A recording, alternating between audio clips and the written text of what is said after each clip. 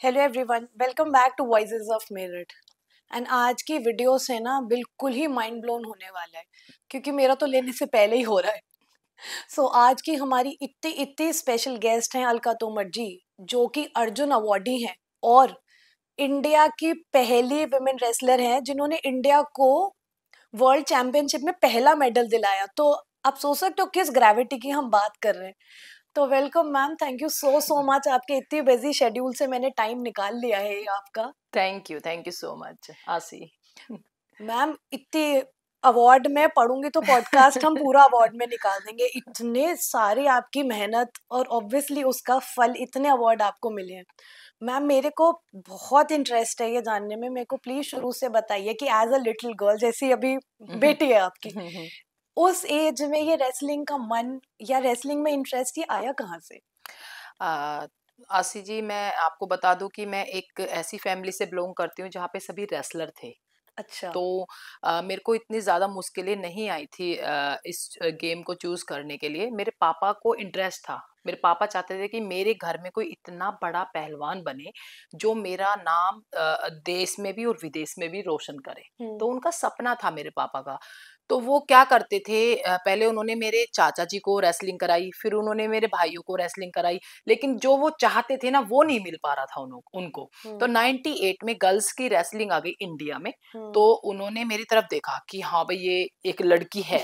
तो वो गुरुजी के पास गए। गुरुजी ने कहा अब तो लड़कियों की कुश्ती आ गई है, तुम्हारे घर में कोई लड़की है? उन्होंने कहा हाँ मेरी बेटी है, तो लेकिन वो मना कर देगी अभी करने से। तो कह रहे नहीं, तुम उसको ले आना, अभी लड़कियों का कैंप लगा हुआ है। तो वो मेरे को ले गए वहां पे। तो मैंने मना कर दिया, भाई मैं तो नहीं करूंगी रेसलिंग वेसलिंग। वो तोड़ फोड़ रहे हैं, एक दूसरे को गिरा रहे हैं, पटक रहे हैं। मैं इतनी दुबली पतली सी थी बहुत ज्यादा, तो एकदम से नो निकला। लेकिन पापा की तरफ देखा ना फेस, तो उनके चेहरे पे इतनी स्माइल, उनकी आंखों में इतनी ज्यादा खुशी थी कि हाँ ये तुमको रेसलिंग करनी है, बस मैंने कह दिया। तो वो दिन था, और 2012 में मैंने रेसलिंग छोड़ी है। उसके बीच में मैंने जो अचीवमेंट लिए हैं वो सभी मेरी फैमिली की बदौलत और मेरे कोच हैं श्री जबर सिंह सोम, उनकी बदौलत ही मैंने सब कुछ पाया है। चाहे मैं देश की पहली महिला रेसलर बनी जिसने वर्ल्ड चैंपियनशिप में ब्राउन्स मेडल लिया, चाहे एशियन गेम्स है आपका, चाहे कॉमनवेल्थ गेम्स है, तो सभी में मैंने मेडल लिए अपनी मेहनत से, अपने कोच के आशीर्वाद से, अपने परिवार के आशीर्वाद से। तो ये सफर मेरा बहुत ही अच्छा रहा और बहुत ही सपोर्टिंग रहा। मेरी फैमिली का सपोर्ट बहुत ज्यादा मुझे मिला। मेरे पापा ने मुझे हमेशा सपोर्ट किया। मेरे भाई हैं दो, उन्होंने मुझे बहुत ज्यादा सपोर्ट किया, क्योंकि उस टाइम पे लड़कियां नहीं मिलती थी प्रैक्टिस के लिए। 98 की बात कर रही हूँ मैं। 98 में दूर दूर तक मुझे कोई लड़की नहीं मिलती थी देखने के लिए। तो गुरुजी ने क्या किया कि मेरे दो भाई हैं, एक तो बड़े हैं, दोनों ही बड़े हैं, लेकिन जो बीच वाला भाई था वो मेरी तरह दुबला पतला था। तो उसको हमने रेसलिंग शुरू कराई सिर्फ मेरे लिए, मेरी प्रैक्टिस के लिए, कि अलका की प्रैक्टिस हो सके अच्छी। तो वो स्टार्टिंग में तो मैं उसको बहुत ज्यादा हराने लगी, मारने लगी बेचारे को। तो उसने कहा नहीं भाई, मेरे को नहीं पिटना इससे। तो उसने अच्छे से रेसलिंग शुरू कर दी, और फिर वो भी तगड़ा हो गया। तो हमारी बहुत अच्छी फाइट चलती थी। उसी बदौलत हमने चाहे जो भी मेरे नेशनल आते थे, मैंने 2000 से लेके 2012 तक गोल्ड मेडल लिया है कंटिन्यू। ये एक हिस्ट्री है इंडिया में तो, कि इतना कंटिन्यू किसी भी रेसलर के पास, चाहे वो ओलंपिक मेडलिस्ट है, चाहे वो वर्ल्ड मेडलिस्ट है, किसी के पास कंटिन्यू 2000 से लेके 2012 तक गोल्ड मेडल नहीं है। ठीक है। और उसी बीच में नेशनल गेम्स हुए, 4 नेशनल गेम्स हुए, चारों नेशनल गेम्स में मेरा गोल्ड मेडल है। मैं क्या पूछूं, मुझे नहीं पता। ये अचीवमेंट मेरी सिर्फ मेरी मेहनत की वजह से, क्योंकि मैंने कभी भी पीछे मुड़ के नहीं देखा आसी। जब मेरे पापा ने कह दिया कि हाँ तुम्हें करना है, रेसलिंग ही करनी है, तो मुझे लगा यार मेरे अच्छे के लिए कह रहे हैं मेरे पापा। क्योंकि एक बहुत ही छोटे विलेज से बिलोंग करते थे, और इतनी ज्यादा कोई सुविधाएं नहीं थी, ना कोई फैसिलिटी थी। तो बस एक लगन मैंने लगा ली थी। मेरा गांव पड़ता है यूनिवर्सिटी से, सीसीएस यूनिवर्सिटी से 8 या 10 किलोमीटर दूर पड़ता है। तो उस टाइम पे मेरे को ऑटो में, बस में आना पड़ता था। इतनी कुछ था ही नहीं हमारे पास, एक मिडिल क्लास फैमिली से हम बिलोंग करते हैं। लेकिन एक मेहनत की वजह से, एक लगन की वजह से हम आते रहे, कंपटीशन भी आते रहे, मेहनत करते रहे, मेडल भी आते रहे। तो उन ऊंचाइयों को हम छूते रहे, सिर्फ मेहनत की वजह से।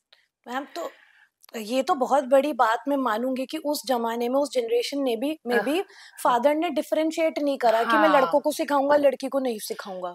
ये इस बात में मैं लक्की मानती हूँ अपने आप को। शायद मैं बहुत ज़्यादा लक्की गर्ल हूँ, क्योंकि मेरे साथ ही एक मेरी फ्रेंड थी बबीता तोमर, वो भी करना चाहती थी। उसने मेरे को देखा, मेरे पेपर में, न्यूज़पेपर वगैरह में नाम आता था कि हाँ, ये लड़की भई ऐसे-ऐसे जा रही है। तो वो मेरे पास आई, यार मेरे को भी करनी है रेसलिंग।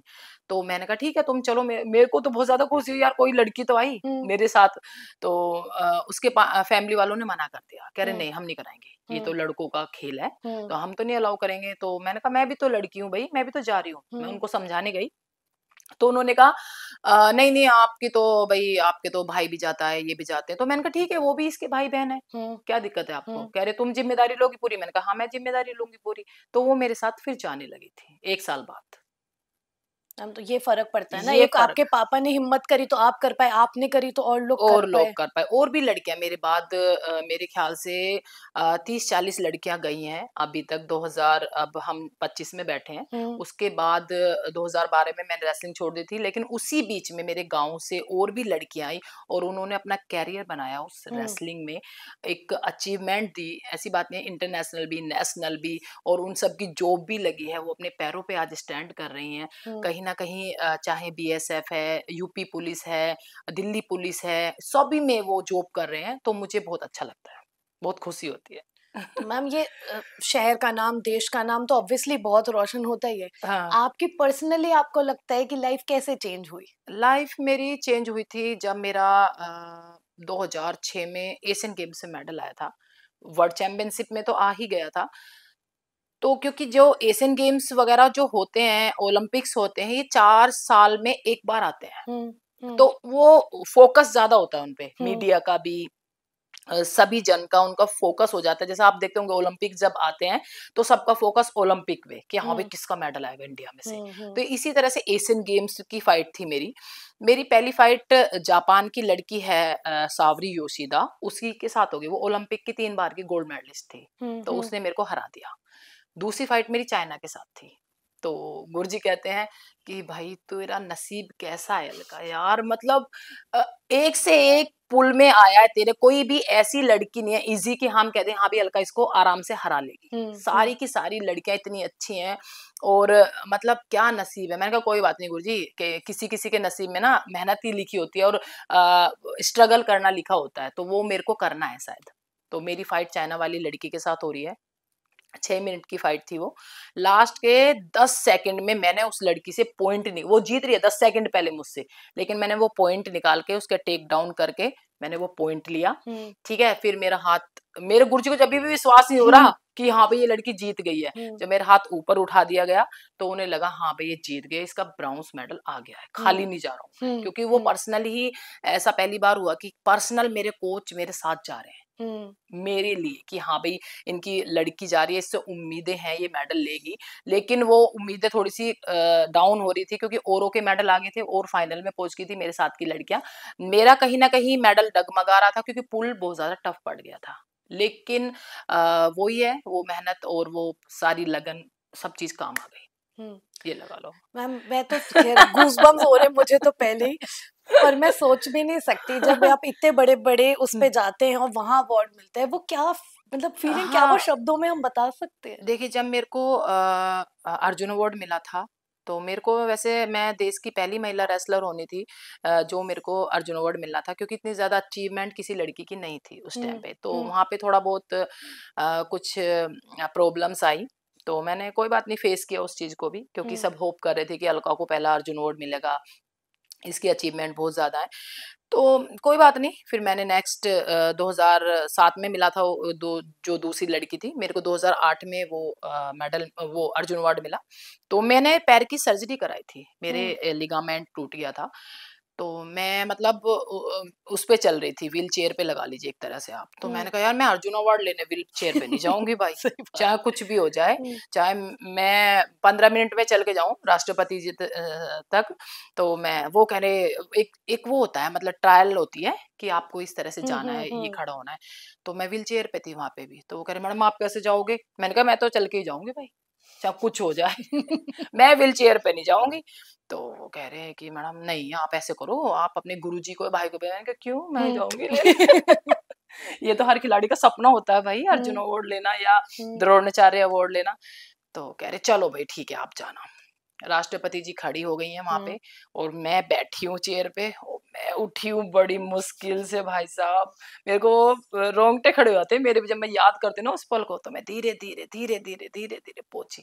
तो वो बोली क्या हुआ बेटे, क्या प्रॉब्लम है क्या, मैं वहीं आ जाती तेरे पास ही। तो मैंने कहा नहीं मैडम, इतनी तो मैं भी रिस्पेक्ट करूंगी आपकी कि मैं भी एक खिलाड़ी हूँ, तो मैं चल के आपके पास आई हूँ।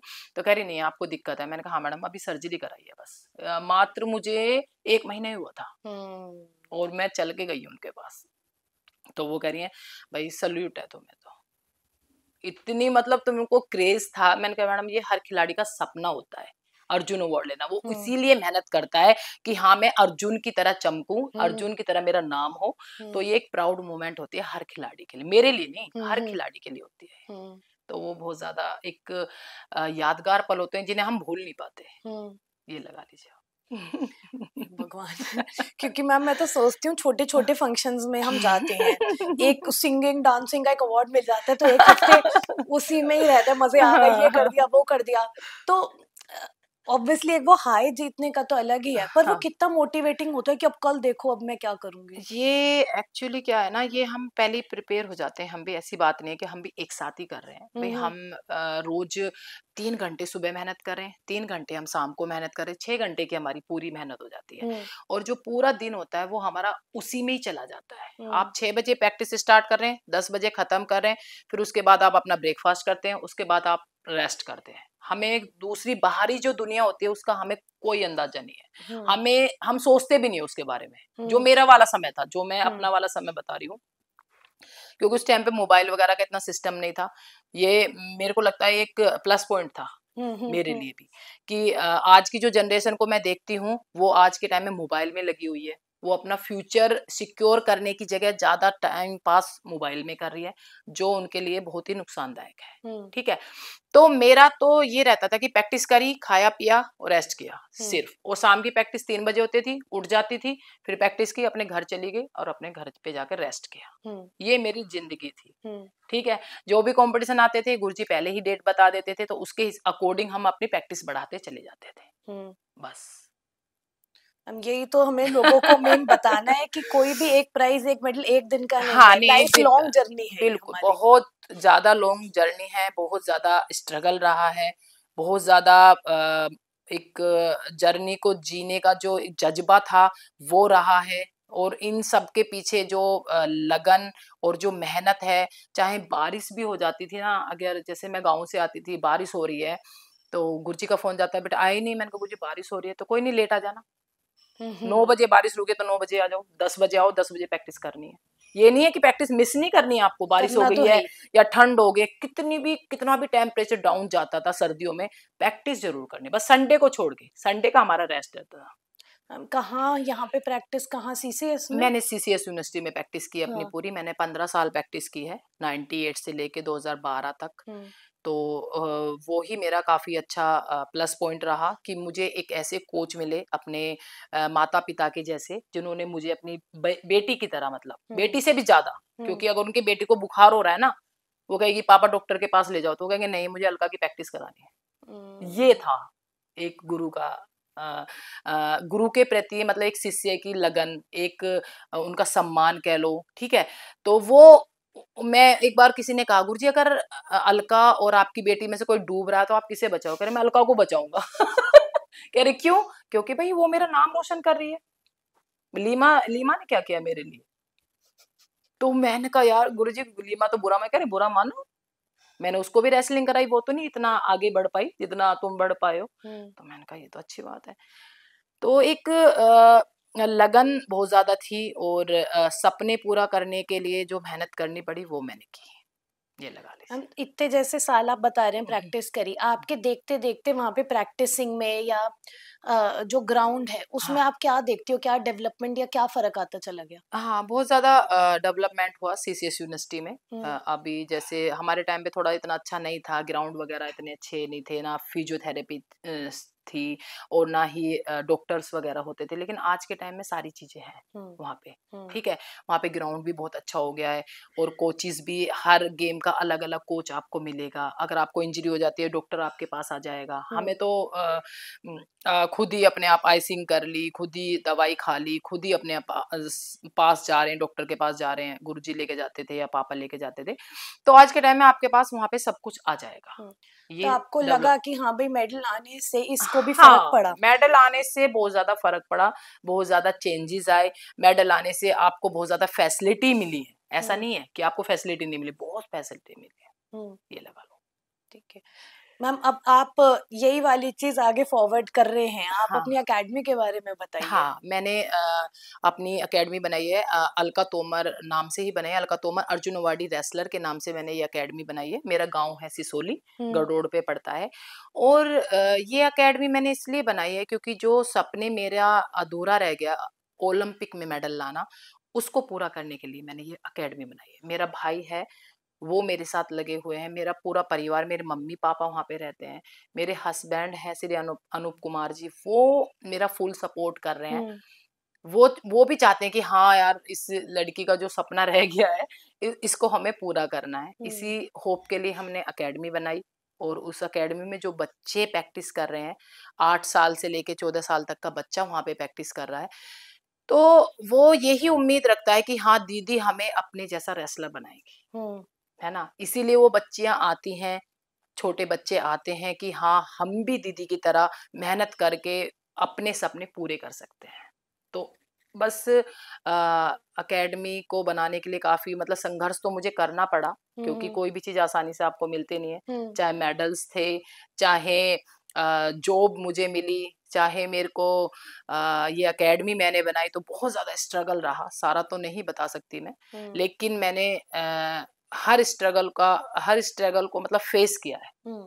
और उससे लड़ के मैं आ गया, जीत के आ गया हूँ मतलब, हम्म। ये लगा लो। तो जो एक सेइंग है ना जिसको हम बोलते हैं, nothing worth doing comes easy. हाँ, कोई भी चीज जो वर्दी वर्थवाइल या कुछ भी एक केटर की होगी ना, वो आसानी से तो। नहीं मिलेगी आपको, नहीं मिलेगी। आपको उसके लिए संघर्ष करना पड़ेगा और आपको जीतना भी पड़ेगा, अगर आपको अपने लाइफ में कुछ अचीव करना है। तो कोई भी मुश्किलें आएँ आपके सामने, आप उनको पार कर जाओ, अगर आपका लक्ष्य अच्छा है तो, हम्म। है ना? बिल्कुल मैम, ये मैं समझती हूँ फैमिली की तरफ से सपोर्ट था, आपको उस हुँ, समय स्टिग्मा नहीं लगा। हाँ, मैं एक दो पर्सनल चीजें पूछना चाहती हूँ। हाँ, ग्रोइंग अप हमारे को नहीं है, मे बी हमारी फैमिली में आसपास नहीं है, पर समाज में बहुत है। हाँ, हाँ। तो इस तरीके की बातें, क्योंकि देखिए वही बात होती है, जब तक मेडल नहीं आता ना, ये क्या है, क्यों कर रहे हो, हाँ, क्या हाँ, है। बिल्कुल, और बिल्कुल। जब आ जाता है तब सब लोग ताली बजाने के लिए, तो वो तो नेचर है लोगों की। नेचर है, सही बात है। बट आपके साथ ऐसा हुआ कि क्यों लड़की को करा रहे हो, कल को हाँ, लड़की की शादी नहीं होगी, फिजिकली बहुत, जैसे आप, मैं बहुत सिंपल बात बोलती हूँ, बिल्कुल, हमारे यहाँ बिल्कुल। तो ये भी कह देते हैं पीरियड में आप हाँ, एक्सरसाइज भी मत करो मत बेसिक। करो, बिल्कुल, तो बिल्कुल, इतनी हैवी चीज के लिए किसी ने बोला,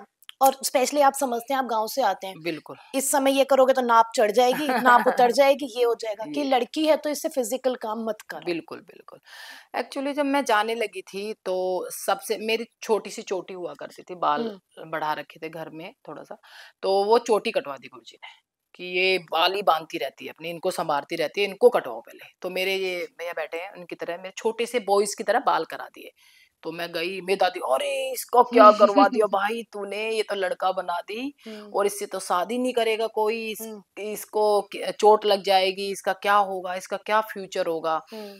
तो पापा ने दादी को समझाया ना, कोई बात नहीं, मैं जो कर रहा हूँ ना इसके अच्छे के लिए कर रहा हूँ, भले के लिए कर रहा हूँ। फिर हम्म। मैं बाहर निकलती हूँ, सब कहते हैं अरे ये कैसी हो गई लड़की भाई, इसका तो हम्म। क्या होगा, इसका तो कोई फ्यूचर ही नहीं है, ये तो लड़कों वाले गेम में डाल दी, इसके तो हाथ पैर टूट जाएंगे, तो घर बैठ जाएगी अपना। हम्म। कोई बात नहीं, मैं पापा से कहती, पापा कहते बस तेरे को ना सुनना है ना, उसको अपने अंदर इधर से सुनो, इधर से निकाल दो, ठीक हम्म। है?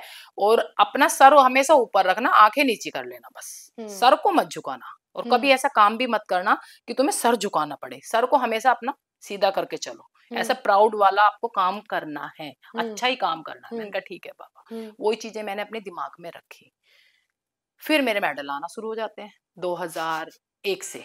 मेरे मेडल आना शुरू हो जाते हैं, वही लोग आते हैं फिर, क्योंकि नाम छपता है गाँव का, पापा का सबका नाम आता है पेपर में बहुत अच्छा-अच्छा। उस टाइम पे मुझे नन्ही, परी या छोटू कुछ इस तरह के नाम दिए गए थे।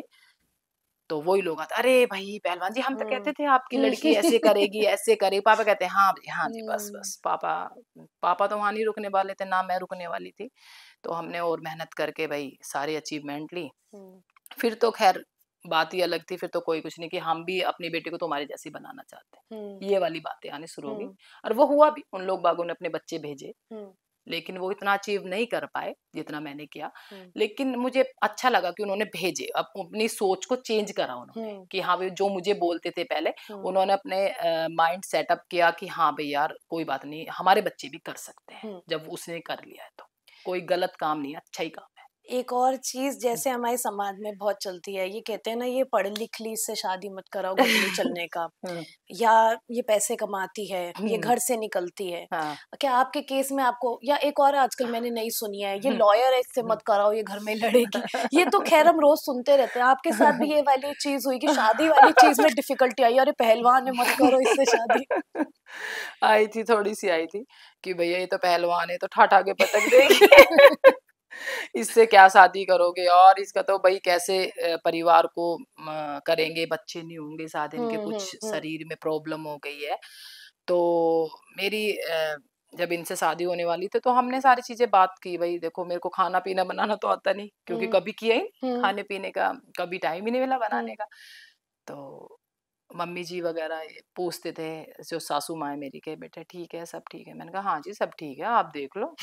मैं तो भाई थोड़ा-सा, मैं तो लैंग्वेज भी ऐसी है, देसी है अपनी, और खाना-पीना कुछ बनाना नहीं आता मुझे, आप देख लो। और वैसे मेरे मतलब संस्कार बहुत अच्छे हैं।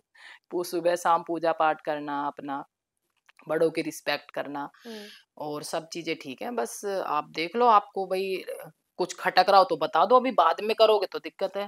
तो कह रहे नहीं बेटे हमें तो ठीक है सब चीजें। फिर मतलब पहले ही अगर हम क्लियर कर लेते हैं ना तो ठीक रहता है, अगर हम बाद में उन चीजों पे चर्चा करते हैं तो वो लड़ाई वाली वो हो जाती है। तो स्पेशली कंसिडरिंग आप आजकल के सिनेरियो में आप देखते हैं कि बहुत मुश्किल है, बहुत ज्यादा। चाहे लोग पहले क्लियर भी कर लेते हैं, बाद में एक्चुअली सबको वही चाहिए कि हमारी बात सुने, हमारा खाना हाँ बनाए, यार, या वो ये सब चीजें कुछ। हैं, देखो ये आपकी सोच पे ही डिपेंड करते हैं कि आपकी सोच कैसी है, कि आप अपने से ज्यादा दूसरे को तजव्वुर दे रहे हैं।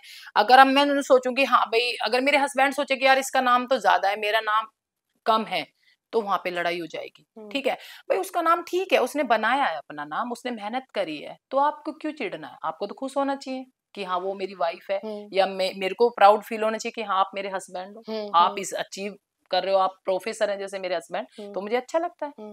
तो मेरे को उनसे चिढ़ना थोड़ी ना, या उनसे कोई कंपैरिजन थोड़ी करना है। आप अपने फील्ड में अच्छा कर रहे हो, मैं अपने फील्ड में अच्छा कर रही हूँ, क्या और बुराई है? अल्टीमेटली देखिए, कोई भी दो लोग इक्वल तो कंप्लीटली नहीं नहीं हो हो सकते, सकते। नहीं हो सकता, कोई भी नहीं हो सकता। और हमको एक दूसरे की रिस्पेक्ट करनी चाहिए, एक दूसरे का सम्मान करना चाहिए, तभी फैमिली चलती है। बिल्कुल। ये लगा लीजिए। तो मैम वो फर्क हुआ ना, पहले वाली फैमिली ने भी सपोर्ट किया, अभी आगे वाली हाँ, भी पूरा कर रही इन्होंने है। पूरा, मैं सही में मैं कहती हूँ, मैंने कहा यार मैंने कुछ अच्छे कर्म किए होंगे शायद पिछले जन्म में भी, कि मेरे को इस तरह की सपोर्टिंग फैमिली मिली, ये भी और आप भी। क्योंकि अभी जो एकेडमी बनाई, इसके मेरे हस्बैंड का बहुत बड़ा रोल रहा, मेरे फादर इन लॉ का बहुत बड़ा रोल रहा, और जो मेरी मदर इन लॉ हैं, जब मेरा बेटा 9 महीने का था, तो मेरे को दोबारा से शुरू करनी पड़ी थी रेसलिंग, क्योंकि सब कहने लगे थे भाई और तो कोई लड़की दिख नहीं रही है, निकल के ही नहीं आ रही है इनका। तो गुरुजी भी कहने लगे थे बेटा तू दोबारा शुरू कर दे, तेरी अब तो इंजरी वगैरह ठीक हो गया है। मैंने कहा ठीक है, मैंने स्टार्ट कर दिया था। लेकिन मेरे फादर इन लोग को अटैक हो गया था उस टाइम पे ना, तो 2016 तो मेरे को फिर छोड़नी पड़ी। फिर मेरे को बेटी हुई अनन्या।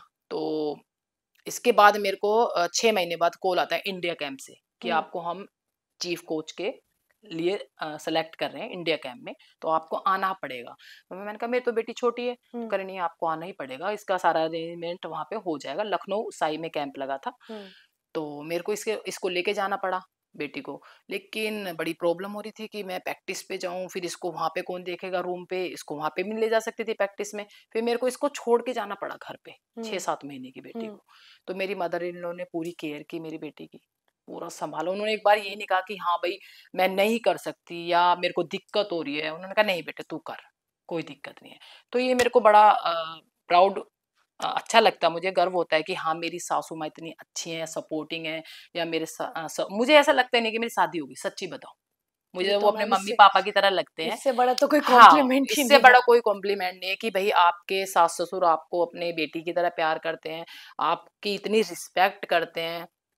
तो मैं अपने आप को बहुत लकी मानती हूँ, मैं चाहती हूँ कि हर कोई ऐसे ही अपनी बहुओं को, अपनी बेटियों को सपोर्ट करे। मेरी जो इच्छा है कि हाँ हम्म। भाई ऐसे ही आप सपोर्ट करोगे तो बेटियों को घुट घुट के रोना नहीं पड़ेगा, रुकना नहीं पड़ेगा, अपने सपनों को दबाना नहीं पड़ेगा, वो आगे कुछ कर सकती है, अपनी उड़ान जो है वो हम्म। भर मैम सकती इतने है। महीने की ट्रेनिंग तो दूर की बात है, लोग तो 2 दिन की कहीं कॉन्फ्रेंस, हाँ, एक वो मीटिंग तक में जाने के लिए न बहुत ज्यादा वो करते हाँ, हैं। वो होती है, वो उनकी सोच पे डिपेंड करता है कि भैया आप कैसा सोच रहे हो, ठीक है? तो मैं तो ये कहना चाहूँगी कि हमें सपोर्ट करना चाहिए बेटियों को, और बेटों और बेटियों में कोई फ़र्क नहीं करना चाहिए हमें। बिल्कुल। ये अब मैम इसको लेके, अब जैसे आपके भी 2 बच्चे हैं, कुछ हाँ। आपने सोचा कि अब इन्हें क्या कराऊँ या क्या नहीं कराऊँ?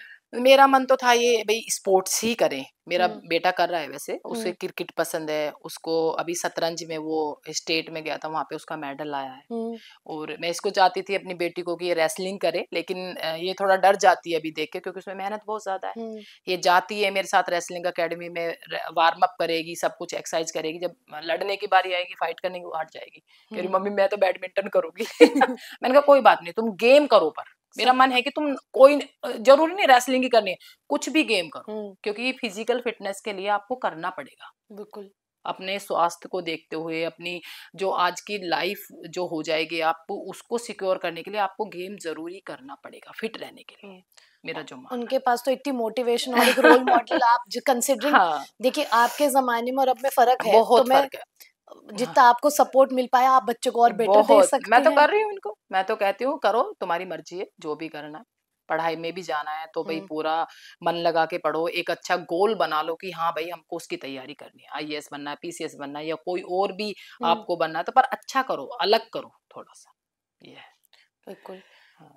मैम इतनी इस समय मैं पम्प्ड अप फ़ील कर रही हूँ कि क्या कर दूँ पता नहीं नहीं। यार, आप भी इतना अच्छा काम कर रहे हो, आप भी सुबह अ, से शाम तक लगे ही रहते हो कुछ ना कुछ।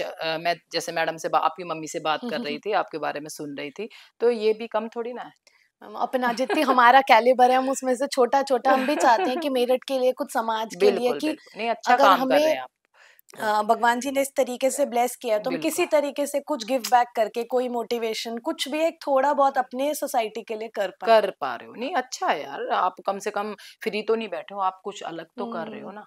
तो ये बस इससे ही आपको एक मैसेज दे रहे हो आप सबको कि हुँ। हाँ, भई कुछ ना कुछ करना चाहिए अपनी लाइफ में। मैम कंसिडरिंग, जैसे मैं तो साइकियाट्रिस्ट हूँ, मैं हाँ सबकी जी। मेंटल हेल्थ की हम बात करते हैं, हाँ, तो हम उन्हें भी बहुत मोटिवेट करते हैं कि अपना जो काम करियर आप कर ही रहे हैं, इसके अलावा हॉबी होना। जी। आपने तो पूरी लाइफ ट्रेनिंग यहाँ करी, अब आप एकेडमी चला रहे हैं। हुँ। आपके हिसाब से मेरठ का हम आगे क्या देख सकते हैं कि क्या फ्यूचर है, स्पेशली रेसलिंग? बिल्कुल, मेरठ का बहुत अच्छा फ्यूचर है सभी गेम्स में, कहना चाहूँगी मैं, क्योंकि जिस तरह से हमारी सरकार हमें सपोर्ट कर रही है, उस हिसाब से बहुत अच्छा फ्यूचर है हमारे मेरठ का। और आप देख भी रहे होंगे हर अदर गेम्स में रेसलिंग के अलावा भी काफ़ी अच्छे मेडल आ रहे हैं, काफ़ी अच्छी अचीवमेंट है, और भी अच्छा हम कर सकते हैं अगर हम पूरी लगन के साथ, पूरी निष्ठा के साथ अपना जुट जाएँ।